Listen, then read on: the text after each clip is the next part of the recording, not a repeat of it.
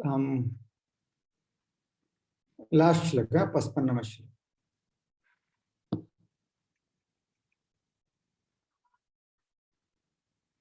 ये भगवत गीता का एक सार है,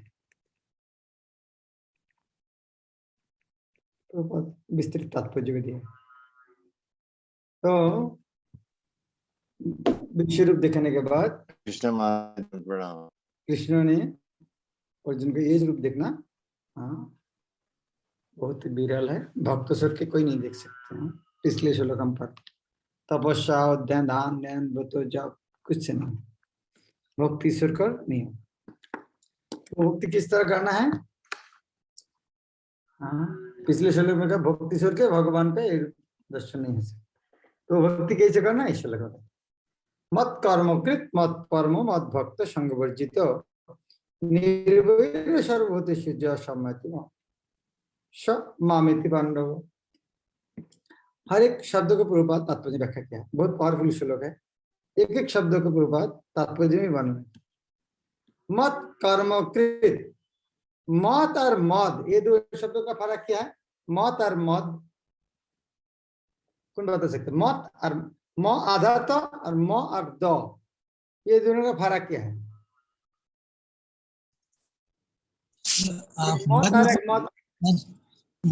मद मतलब हो जाएगा जैसे कि झूठ, जैसे बोलते हैं माया का जो है, माया का जो अहंकार, दोनों एक ही अर्थ है। मत और मत, यहाँ पर मत कर्म मेरा और यह मत भक्त, ये तो क्या होता है?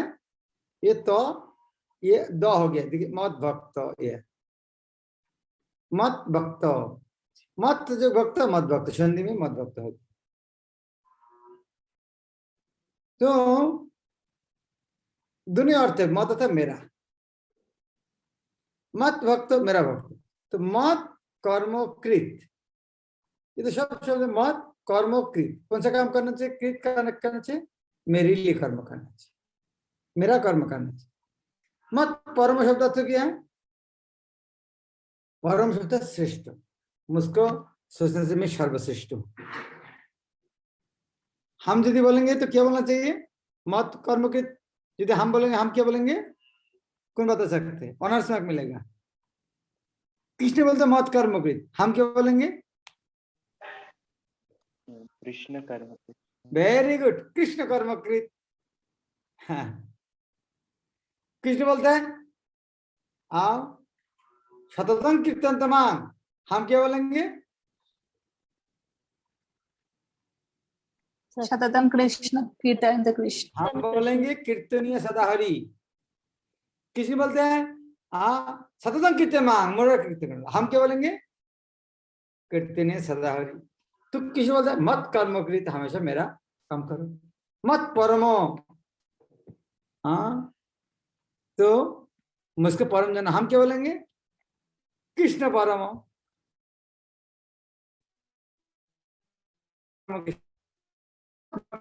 हम क्या बोलेंगे?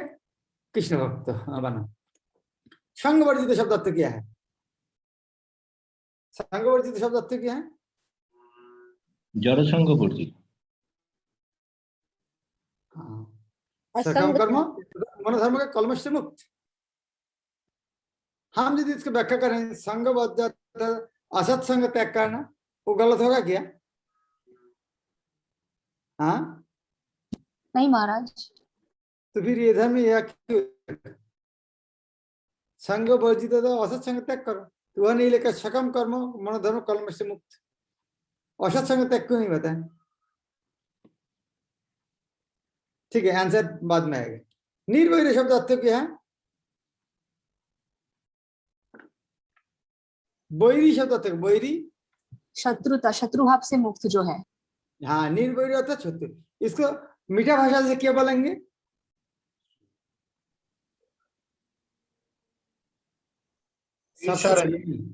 सबका प्रेमी, किसी शत्रु नहीं आता क्या है?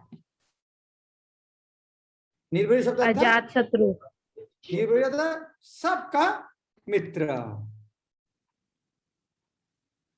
का सर्वभूतेषु सर्वजीव, जो इस तरह होता है स माम एति पांडव। कितना गुण मंथन किया है यहाँ पर? पुस्तक देख के नहीं बताना। कितना बताया?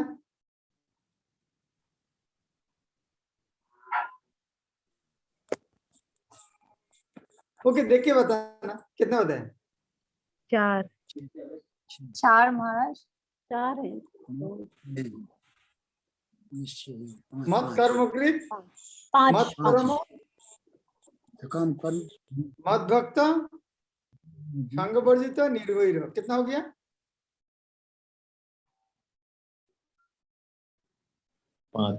5। ओके, तात्पर्य में देखते हैं कितना है श्लोक में।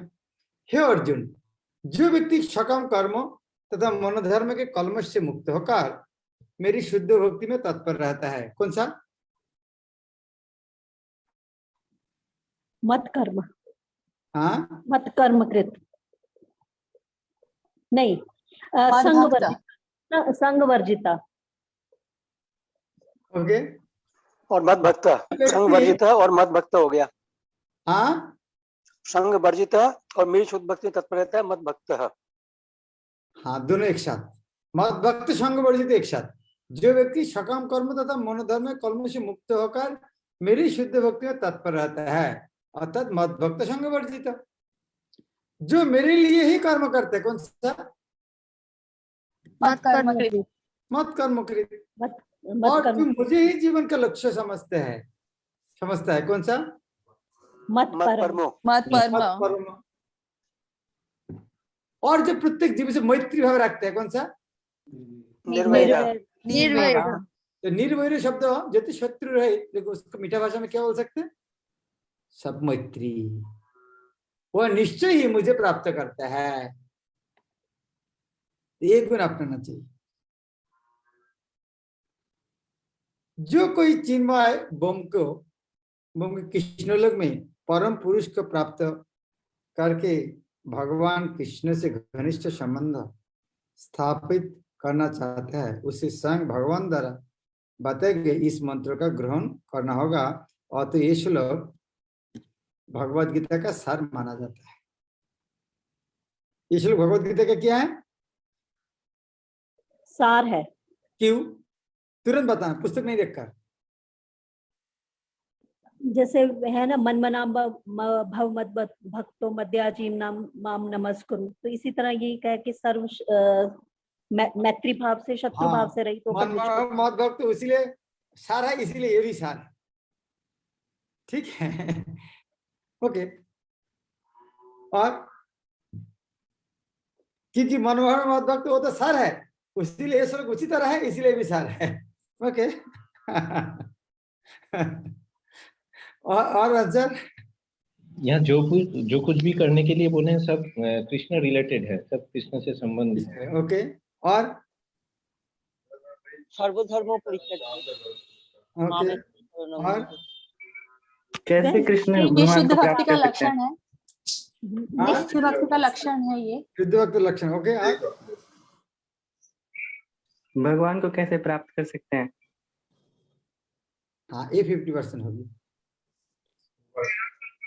बाकी सब आंसर करेक्ट है, लेकिन उतना ज्यादा जटिल क्यों करते हैं? ये आंसर, ये पूर्वत क्यों लिखा? पूर्वत लिखा अतः ये श्लोक भगवद गीता का सार माना जाता है। तो अतः जब बताया तो क्यों यह है? अतः इसीलिए सार है। तो क्या है?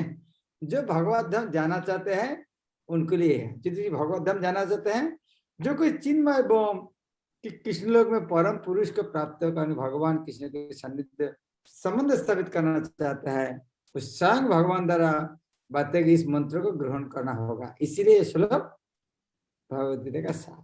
आप लोग जो आंसर दिए सभी करेक्ट है, लेकिन मैं वो देखना चाहता हूँ आप तात्पर्य जब पढ़ा तो ध्यान से पढ़ रहे हैं कि नहीं, तो दूसरा जगह मन था।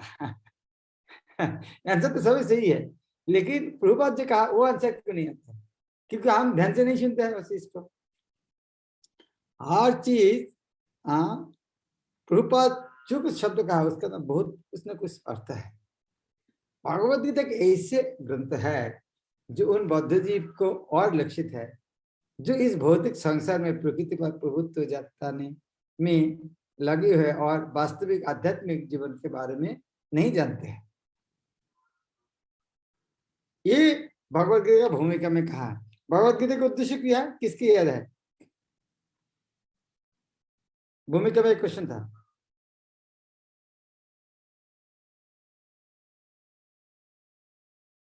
ये भौतिक जगत में हरे कृष्णा। अज्ञानता का हरे अंधेरा कृष्णा में डूबा हुआ है। भगवान के साथ संबंध बनाना। हरे कृष्णा।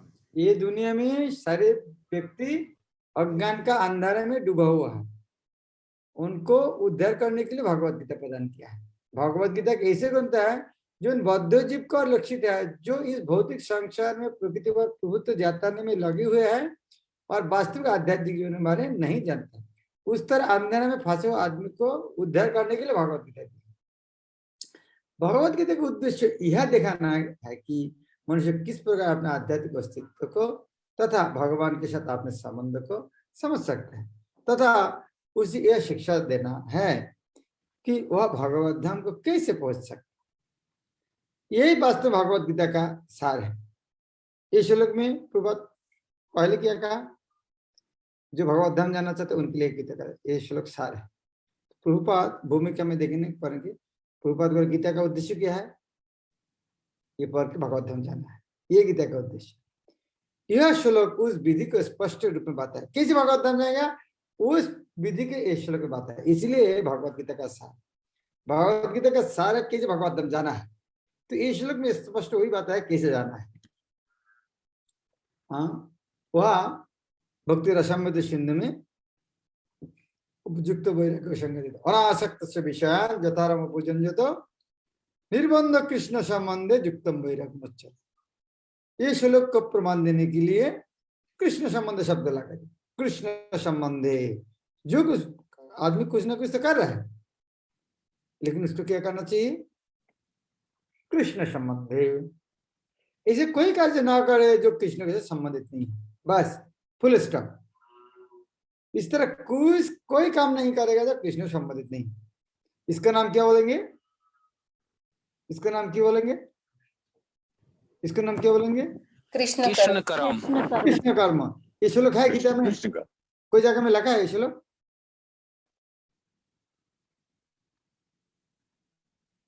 इस तरह कृष्ण कर्म को तो कोई लिखा है?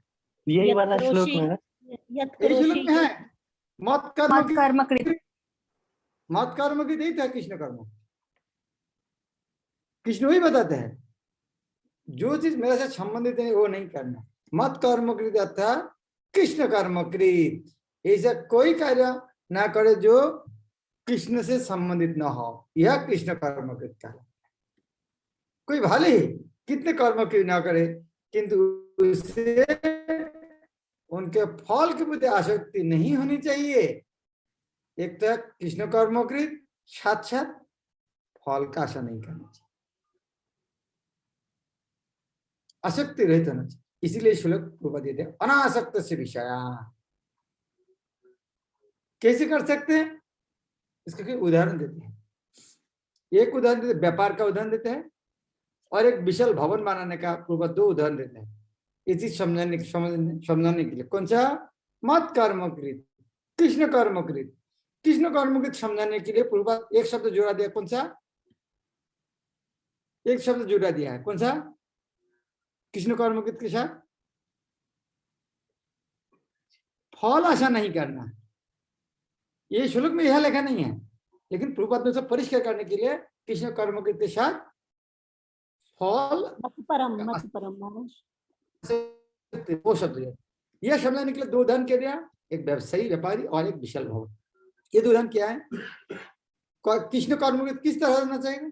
यदि कोई व्यापार में व्यस्त है तो उसे इस व्यापार को कृष्ण भवन में परिणत करने के लिए कृष्ण को अर्पित करना होगा। यदि कृष्ण व्यापार के स्वामी है तो उसका लाभ भी उन्हें ही मिलना चाहिए। यदि किसी व्यापारी के पास करोड़ों रुपया से संपत्ति हो और यदि वह इसे कृष्ण को अर्पित करना चाहे तो यह पैसा वह ऐसा कर सकता है। यही कृष्ण कर्मकृत, कृष्ण कर्म, यह मत कर्मकृत। मत कर्मकृत शब्द का एक तात्पर्य। दूसरा है, कोई यदि अपनी इंद्र तृप्ति के लिए विशाल भवन बनाना चाहते हैं तो वह कृष्ण के लिए टीओवी भी बना सकते हैं, कृष्ण का अर्चा विग्रह स्थापित कर सकते हैं, वो कृष्ण के लिए सुंदर मंदिर बना सकते हैं, कृष्ण का अर्चा विग्रह स्थापित कर सकते हैं और भक्ति के प्रामाणिक ग्रंथों में वर्णित अर्चा विग्रह की सेवा का प्रबंध कर सकते हैं। ये सब कृष्ण कर्म है। मनुष्य का अपने कर्मफल से लिप्त तो नहीं होना चाहिए, अभी तो इसे कृष्ण को अर्पित करके बची वस्तु को केवल प्रसाद रूप में ग्रहण करना चाहिए। यदि कोई कृष्ण के लिए विशाल भवन बना देता है और उसमें कृष्ण का अर्चा विग्रह स्थापित करता है तो उसमें उसे रहने की माने ही नहीं गई। तो लेकिन कृष्ण को ही इस भवन का स्वामी बनना चाहिए, यही कृष्ण भवन होते हैं। तो क्रिया का 2 उदाहरण दिया, पहला वाला व्यापार का व्यापार और विशाल भवन। दूसरा वाला विशाल भवन। कौन कौन विशाल भवन बनाना चाहता है भगवान के लिए? नहीं, ये तो होगा नहीं मेरा तरह। अच्छा, यदि कोई नहीं कर पाएगा उनके लिए होपलेस नहीं होना चाहिए, उनके लिए पूर्वत फिर रास्ता दिया है, बोले नहीं हमारे। किंतु यदि इस तरह मंदिर बना नहीं सकते है तो मंदिर सफाई तो कर सकते, क्या समझते? यदि कोई नहीं बना सकते तो मंदिर सफाई कर सकते, वो भी बागीचा में देखभाल कर सकते। और उनके पास यदि पैसा है, जमी है, वहां पे, यह तो तुम्हारे पास पैसा नहीं, मंदिर में बागीचा संभाल लो। और यदि पैसा है, जमी है, वहां पर फूल लगाओ, तुलसी पत्ता लगाओ, तुलसी वृक्ष लगाओ। महत्वपूर्ण है, महत्वपूर्ण क्या? क्योंकि तुलसी दल अत्यंत महत्वपूर्ण है और भगवद गीता में कृष्ण ने आपके आवश्यक बताया है, पत्रं पुष्पं फलम त्यम, है कि लोग उन्हें पत्र पुष्प फल या थोड़ा जाल भेंट करे और इस प्रकार की भेंट से तो प्रसन्न रहते हैं। यह पत्र विशेष रूप से तुलसी दल ही है, अतः मनुष्य को चाहिए कि वह तुलसी का पौधा लगाकर उसे सींचे। इस तरह गरीब से गरीब व्यक्ति भी अपने को कृष्ण सेवा में लगा सकता है। एक कतिपय उदाहरण है जिस तरह कृष्ण कर्म में लगा जा सकता है। तो कौन प्रसंग में ये बात आ रहा है? कौन प्रसंग में पूर्ववत व्याख्या कर रहा है? मत कर्मकृत। मत कर्मकृत, वेरी गुड। नेक्स्ट वर्ड मत परम। मत परम शब्द उस व्यक्ति के लिए आता है जो अपने जीवन का परम लक्ष्य भगवान कृष्ण के परम धाम में उनके संगति करना मानता है। ऐसे व्यक्ति चंद्र सूर्य या स्वर्ग जैसे उच्चतर लोगों में अथवा इस ब्रह्मांड की उच्चतम स्थान ब्रह्मलोक में भी जाने के इच्छुक नहीं रहता। उसे इसकी तनिक भी इच्छा नहीं रहती। उसकी आसक्ति तो आध्यात्मिक आकाश में जाने में रहती है।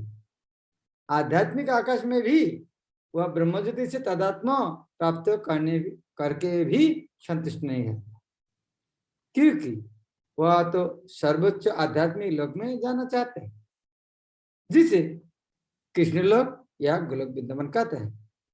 उसे उस लोक का पूरा ज्ञान रहता है और तो वह अन्य किसी लोक को नहीं जाना चाहता। पूर्ववत कौन शब्दों की व्याख्या कर रहे हैं? मत परम। मत परम। मत परम, यह क्या पूर्ववत बनना चाहता है? मत परम अर्थात गोलोक वृंदावन जाना। तो गोलोक वृंदावन जाने के समय रास्ता में रुकना नहीं, स्वर्ग का चंद्र सूर्य देवलोक रुकना नहीं, और उसके बाद और एक रुकने का जगह कौन सा? वैकुंठ नहीं, ब्रह्म ज्योति। ब्रह्म ज्योति। तो प्रभुपाद ने दोनों जगह का बता दिया, ये दोनों जगह रुकना मत। हाँ, मत परम तो भगवत धाम में जाना है। इधर में आपको इस तरह कुछ चमत्कार देखेगा, स्वर्गलोक में वैकुंठ क्या बोले ब्रह्म ज्योति में, वह रुकना नहीं है। यह है मत परम। नेक्स्ट वर्ड मत भक्त। मत भक्त। जैसे कि मत भक्त शब्द विशेष सूचित होता है, वह भक्ति में पूर्णतः रत रहता है। विशेष रूप से वह श्रवण, कीर्तन, स्मरण, पाद सेवन, अर्चन, बंधन, दास्य, सुख और आत्मनिवेदन भक्ति के इन 9 साधन में लगा रहता है। मनुष्य चाहे तो इन 9 साधन में रत रह सकता है, अथवा 8 में, 7 में, नहीं तो कम से कम 1 में तो रत रह सकता है। तब वह निश्चित रूप से कृतार्थ हो जाएगा। अभी कौन शब्द आएगा? संगवर्जित। संगवर्जित शब्द अर्थ क्या है? मैत्री भाव, असंगत त्याग, मैत्री और सकाम कर्म तो मनोभाव से दूर, मनोभाव दोनों सकम कर्म और सकम कर्म और ये मनोधर्म क्या है? मनोधर्म तो क्या है? मेंटल स्पेकुलेशन, मेंटल स्पेकुलेशंस, ज्ञान, ज्ञान, कर्म और ज्ञान, 3 प्रकार का स्तर, कर्म, ज्ञान, भक्ति। तो कर्मी है सकम कर्मी, ज्ञानी है मनोधर्मी। तो हमें भक्ति करने के लिए कर्म, ज्ञान सब छोड़ना चाहिए। इसके कहता है संग वर्जित।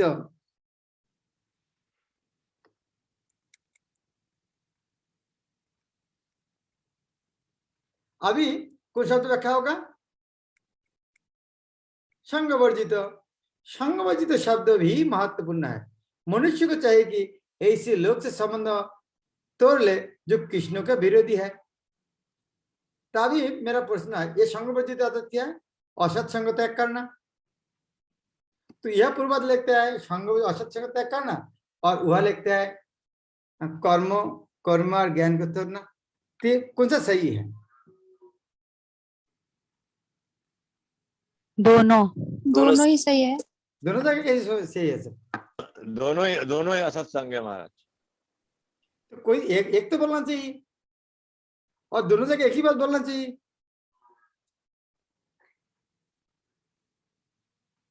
हाँ, दोनों एक ही बातें हैं। ये कर्म और ज्ञान के बाद आसक्ति कब होगा? कोई कर्मी और ज्ञानी का संग करेंगे। तो ये अभी कभी नहीं समझ रहा है पूर्वज, ये धर्म यह लिखा, ये धर्म क्यों लिखा? दोनों एक ही बातें होते हैं। वो कर्म और ज्ञान मनोधर्म आसक्ति कब होते हैं? जब उस तरह व्यक्ति के संग होते हैं। तो संग वर्जित शब्द होता है मनुष्य को चाहिए कि इस तरह आदमी का संबंध तोड़े। न केवल नास्तिक लोग कृष्ण के विरुद्ध रहते हैं, अपितु वह भी है जो सकम कर्म तथा मनोधर्मी। ये नास्तिक तो है, उसके बाद तो बोलने की जरूरत नहीं है, उसको संग करना ही नहीं है। लेकिन सकम कर्मी मनोधर्मी के प्रति आसक्त नहीं। एक तो नास्तिक को तो रहना ही नहीं, और सकम कर्मी ज्ञानी का संग भी नहीं करना। इसीलिए प्रभुपाद ने वह अभक्त शब्द नहीं व्यवहार करके क्या व्यवहार किया? अभक्त बोल से तो कोई अभक्त बोलने से क्या होता था? ठीक है, नास्तिक को संग नहीं करेंगे। लेकिन प्रभुपाद मनोधर्मी और कर्मी और मनोधर्मी बोलने के कारण क्या कहा दिया? यहाँ तक नास्तिक के बात तो छोड़ दीजिए, यहाँ तक कर्मी ज्ञानी के भी संग नहीं करना। क्या बोलते थे? नास्तिक को संग नहीं करना बोलते थे, तो बोले अरे ठीक है, नास्तिक को नहीं करेंगे, कर्मी ज्ञानी के संग करेंगे। इसलिए ने प्रभुपाद इतना सुंदर अनुवाद किया उदाहरण। यह इसका प्रभुपाद जो उस तरह अनुवाद किया संग वर्जित शब्दों का, उसको प्रमाण देने के लिए, क्योंकि उदाहरण में क्या लिखा है? मद्भक्त संग वर्जित। जब वह मद्भक्त संग वर्जित है तो वो संग क्या है? वो जो संग है ज्ञान कर्मादि अनावृतम है। यह प्रमाण देने के लिए प्रभुपाद ने भक्ति रसामृत श्लोक का बताया। अन्नाभिलाषिदाशिन्नम ज्ञान कर्माद्यानवृतम आनुकूल्येन कृष्ण अनुशीलनम भक्तितमा। इस श्लोक में श्रील रूप गोस्वामी स्पष्ट कहते हैं कि यदि कोई अनन्य भक्ति करना चाहते हैं तो उसे समस्त प्रकार के भौतिक कलम से मुक्त होना चाहिए। उसे ऐसे व्यक्ति से दूर रहना चाहिए जो सकम कर्म तथा मनोधर्म में आसक्त है। ऐसे अवांछित संगति तथा भौतिक इच्छाओं के कलमश से मुक्त होने पर ही वह कृष्ण ज्ञान का अनुशीलन कर सकता है, जिसे शुद्ध भक्त कहता है। अनुकूल्यश्च, ये भी पद्म पुराण का श्लोक है, लेकिन हरि में लिखा है अनुकूल्यश्च संकल्प प्रातिकूल्यश्च विवर्जितम्। भक्ति किस तरह करना चाहिए? अनुकूल अनुकूल में करना चाहिए, प्रतिकूल में नहीं करना चाहिए। प्रतिकूल का उदाहरण क्या है? प्रभुपाद उदाहरण देते। प्रतिकूल का एक खास उदाहरण हम सबको पता है, कौन सा? कंस जैसे कंस जैसे हमेशा कृष्ण का चिंतन करते थे। प्रभुपाद उदाहरण दिए। मनुष्य को चाहिए कि अनुकूल भाव से कृष्ण के विषय में सोचे और उन्हीं के लिए कर्म करे, प्रतिकूल भाव से नहीं। कंस कृष्ण का शत्रु था, वह कृष्ण के जन्म से ही उन्होंने मारने की तरह तरह की योजना बनाई, किंतु असफल होने के कारण वह सदैव कृष्ण का चिंतन करते रहा। जिस तरह सोते जागते काम करते वह सदैव कृष्ण भवन था, हमेशा कृष्ण भवन रहते थे। जिस तरह एक पेड़ का एक पत्थर गिरने से ओ कृष्ण आ गया, इतना कृष्ण कॉन्शियस।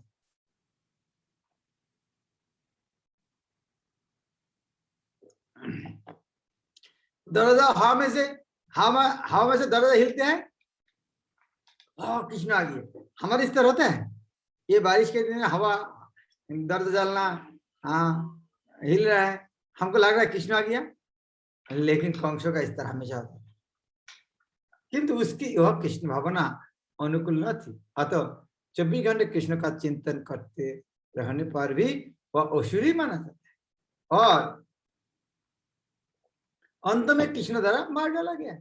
निस्संदेह कृष्ण द्वारा वध किए गए व्यक्ति को तुरंत मोक्ष मिल जाता है, किंतु शुद्ध भक्त का उद्देश्य यह नहीं है।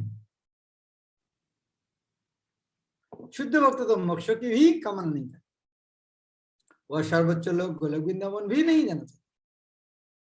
उसका एकमात्र उद्देश्य कृष्ण की सेवा करना है, चाहे वह जहर है। कौन शब्द बचा है? निर्वैर। निर्वैर। निर्वैर शब्द अर्थ क्या है? मैत्री परायण। हाँ, मैत्री परायण। मैत्री कौन हो सकती है? कौन मैत्री परायण हो सकती है? जो किसी से वैर नहीं करता है, जिसके हृदय सबके लिए प्रेम हो। हाँ, एक खास एक शब्द में है, जो कृष्ण भक्त है। कृष्ण भक्त हुए बिना मैत्री नहीं कर सकते। उसके प्रमाण, उसको कोई मैत्री कोई कर रहा है, उसका लक्षण क्या है? मैत्री कर रहा है किसी के साथ, दूसरा के साथ मैत्री कर रहा है, उसका लक्षण क्या है? वो हमेशा सेवा कर, उसका कोई शत्रु नहीं है महाराज जी। और वो हमेशा सेवा करने की भाव रखेंगे। हाँ, ये हो गया है, 100 हुआ नहीं। पंडिता संघर्षण महाराज सभी को कृष्ण भक्त माने, सभी को। किसने कहा? कृष्ण भक्ति प्रचार कर रहा है जो वो है, क्यों कृष्ण भक्ति सबसे बड़ा गिफ्ट है, तो इतना कीमती वस्तु किसी को दे रहा है, वो सबसे बड़ा मित्र नहीं। तो निर्वैर का आता है जो कृष्ण भक्ति बांट रहा है, दूसरा को मैत्री है। कृष्ण भक्त प्रत्येक से मैत्री भाव रखता है, इसीलिए वह उसे निर्वैर कहा गया है, अर्थात उसका कोई शत्रु नहीं है। ये कैसे संभव है? कृष्ण भावनानंद स्थित भक्त जानता है कि कृष्ण की भक्ति ही मनुष्य का जीवन का समस्त समस्याओं से छुटकारा दिला सकती है। उसे इसका व्यक्तिगत अनुभव रहता है, फलतः वह इस प्रणाली को कृष्ण भावनानंद को मानव समाज में प्रचारित करना चाहता है। भागवत भक्त के इतिहास में साक्षी है कि ईश्वर चेतना का प्रचार करने में कई बार भक्त का अपने जीवन को संकट में डालना पड़ता। प्रभुपाद उदाहरण देता है जीसस क्राइस्ट का। उनके जीवन का एक ही उद्देश्य होता है, कृष्ण भक्त प्रचार करना है, लेकिन फिर भी उनको अभक्त लोग उनके शूली में चढ़े थे। निस्संदेह यह कहना है कि वे सारे पूरे मारे गए ठीक नहीं है, इस तरह शूल में मारना ठीक नहीं था। इसी प्रकार भारत में भी उदाहरण प्रहलाद महाराज, हरिदास ठाकुर, उनको भी ऐसे संकट उन्होंने क्यों उठाया? क्योंकि कृष्ण भक्ति प्रचार करना चाहते थे। क्यों कृष्ण भक्ति प्रचार करना चाहते थे? उन्होंने सबका मित्र थे, निर्वैर थे। कृष्ण भावना भावित व्यक्ति जानता है कि मनुष्य कृष्ण के साथ अपने संबंध को भूलने के कारण ही कष्ट भोग रहा है। अतः मानव समाज की सबसे बड़ी सेवा होगी कि आपने पड़ोसी को समस्त भौतिक समस्या से उबारा जाए। इस प्रकार शुद्ध भक्त भगवान की सेवा में लगा रहते हैं। तभी हम समझ सकते हैं कि कृष्ण उन लोगों पर कितनी कृपालु है जो उनकी सेवा में लगे रहकर उनके लिए सभी प्रकार के कष्ट सहते हैं। अतः यह निश्चित है कि ऐसे लोग इस शरीर को छोड़ने के बाद परम धाम को प्राप्त करते हैं। ये श्लोक और कुछ बचा है? पूर्व सारे चीज बता दी। कुछ बचा है? नहीं, पूरा श्लोक बता दी। उसके बाद भी पूर्व तात्पर्य दिया है। क्यों? कौन बता सकते?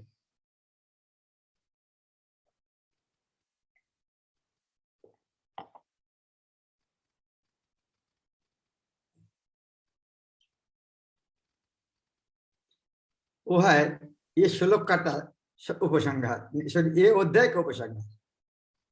ये तो ये श्लोक तो वह भी है। अभी ये लास्ट श्लोक है।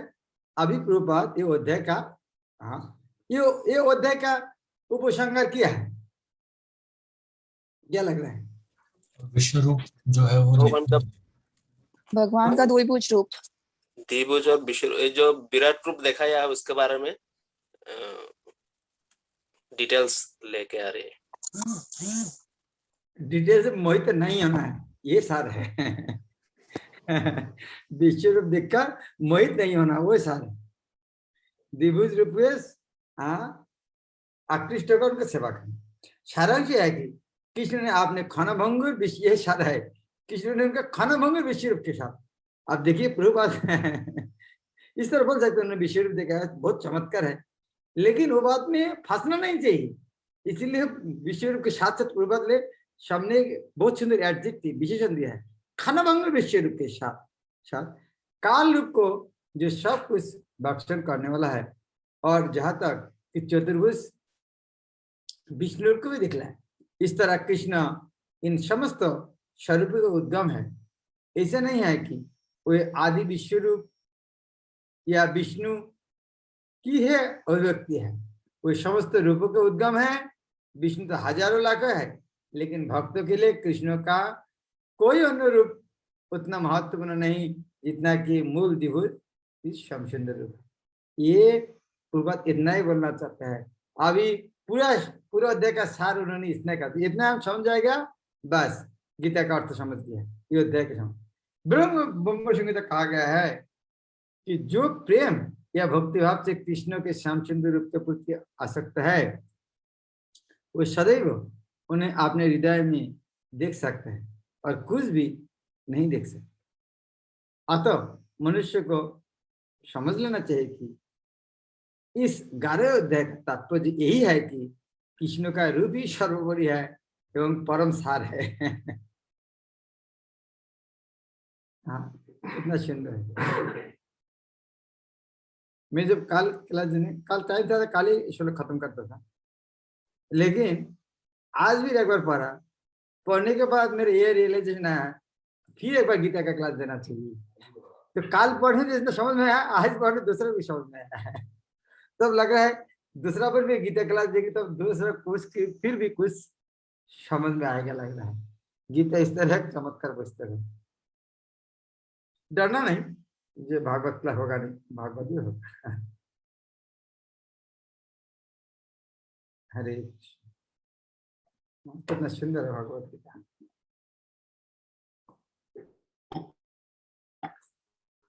ओके, एक क्वेश्चन है पियली माता जी। हरे कृष्ण महाराज, मुझे कल जो आपने पढ़ाया था एक वर्ड था निर्विशेष ब्रह्म, उसके बारे में थोड़ा बता दीजिए, वो उसका मीनिंग थोड़ा समझ में नहीं आया। विशेष अर्थात विशेष कुछ, नि जो विशेष, निर्विशेष। निर्विशेष शब्द का अर्थ है निराकार है लेकिन आकार नहीं। निर्विशेष शब्द का अर्थ है निराकार। भगवान का 3 प्रकाश है, एक ब्रह्म, परमात्मा और भगवान।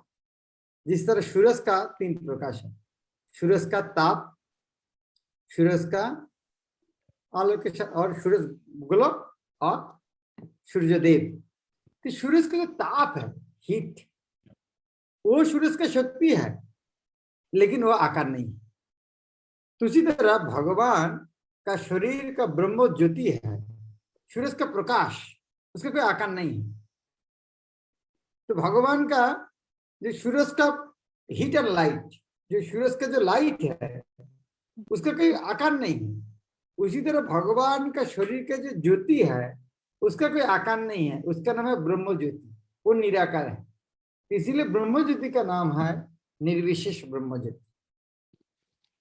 महाराज और एक सवाल करनी है। जो यहाँ पे बताया गया है कि परसों के क्लास में यज्ञ के अध्ययन के लिए 2 सूत्र बताए गए हैं, एक मीमांसा सूत्र और कल्प सूत्र। इन दोनों के बारे में थोड़ा डिटेल्स समझा दीजिए। वो एक्चुअली वो जानना ज्यादा जरूरी नहीं है, क्योंकि वो कर्म कांड में अलग अलग जो करने के लिए होते हैं, लेकिन वह करने के बाद आदमी को भौतिक जगत में पुण्य मिलेगा, सुख मिलेगा, लेकिन फिर उपास से आना पड़ेगा मृत्यु के बाद। लेकिन प्रभुपाद इसलिए उसकी विस्तृत नहीं कहा, वो जानना जरूरत नहीं है, क्योंकि सरल में भक्ति करेंगे तो आप भगवत जान जाएंगे, तो जानना ज्यादा जरूरी है। Thank you.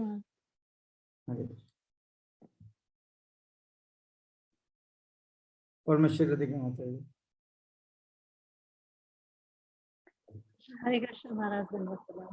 महाराज यहाँ पर जो ये संस्कृत में आया ना, मत कर्म कृत, तो यहाँ पर क्री के बाद न है, बट इसको हम त प्रोनाउंस करते हैं।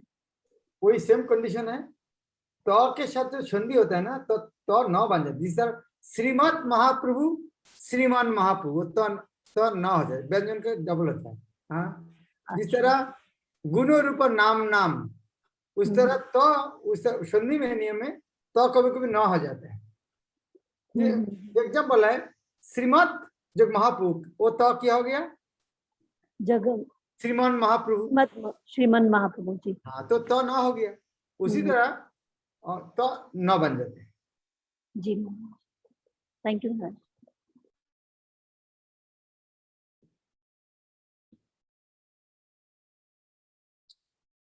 ओके, सुंदर दामोदर। हरे कृष्ण महाराज, धन्यवाद। महाराज, जैसे हम लोग शब्द यूज करते हैं ज्ञानी, तो मतलब वो सुनने में थोड़ा कभी कभी ऐसा लगता है कि मतलब ज्ञानी तो भक्ति है, जो मतलब भगवान के बारे में जानते हैं तरीके से, तो ज्ञानी मतलब जैसे उनके लिए थोड़ा यूज होता है, तो इस तरीके से। हाँ, ज्ञानी वास्तव में सबसे बड़ा ज्ञानी कौन है? भक्त है।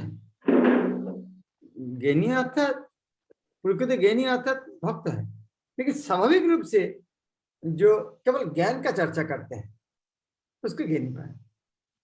जिस तरह मान लीजिए बीए पास करने के लिए माध्यमिक पास करना चाहिए कि नहीं चाहिए? तो कोई आदमी बोले ये माध्यमिक पास कर आदमी इस तरह होते हैं, अरे भाई आप तो इंजीनियर, आप तो माध्यमिक पास किया। इसका अर्थ है वो ज्ञानी अर्थात वो केवल ज्ञानी है, ये माध्यमिक पास कर आदमी है, इसका अर्थ माध्यमिक पास को पढ़ा ही नहीं है।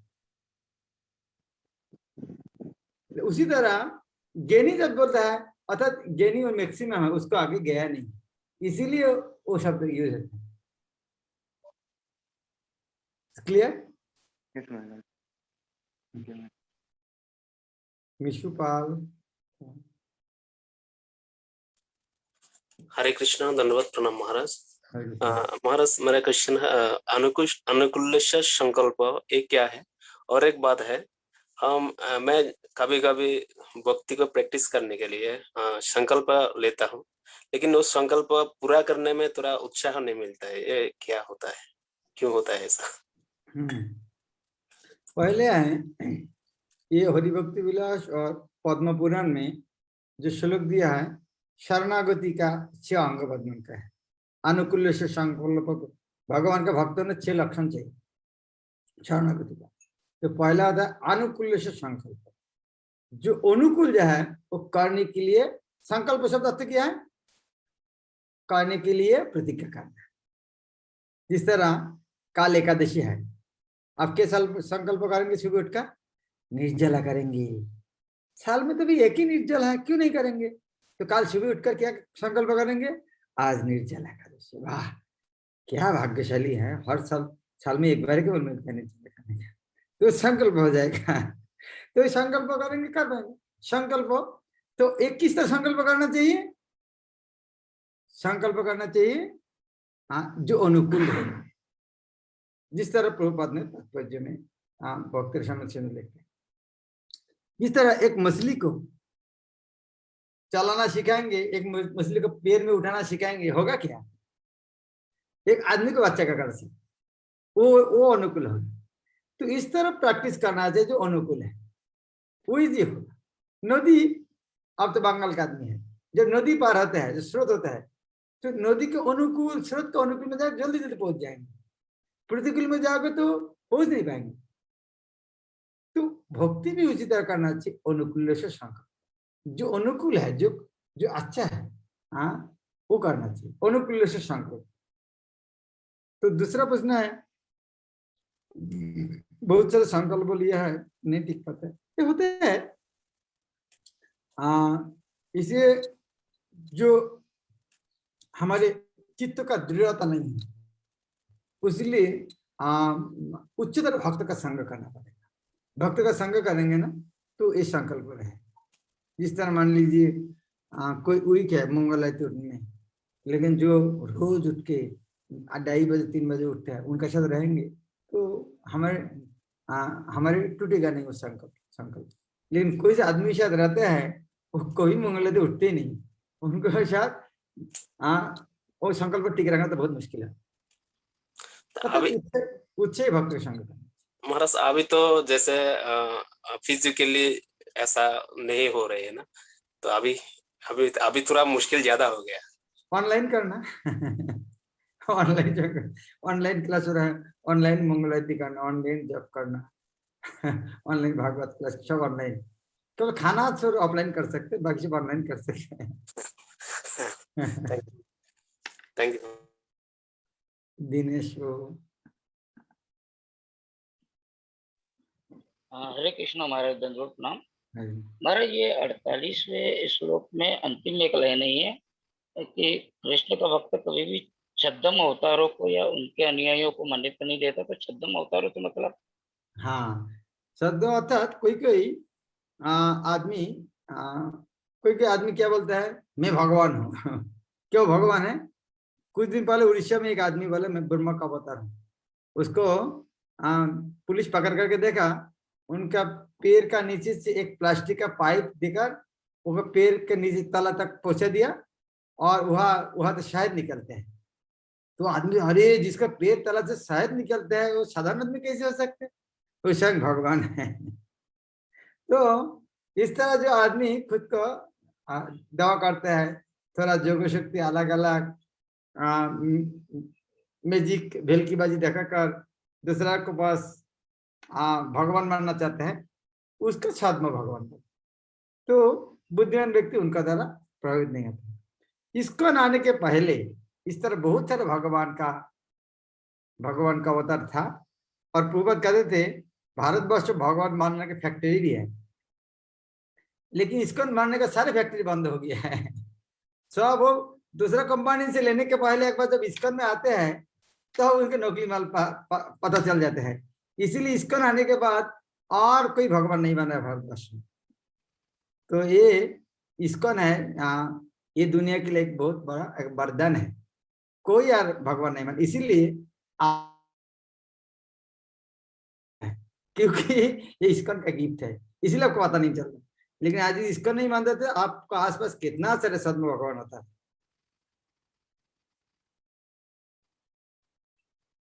हरे कृष्ण। श्रील प्रभुपाद की जय। भगवत कृपा। तो कल हम हरे कृष्ण। धन्यवाद महाराज। हरे कृष्ण महाराज। हरे कृष्ण।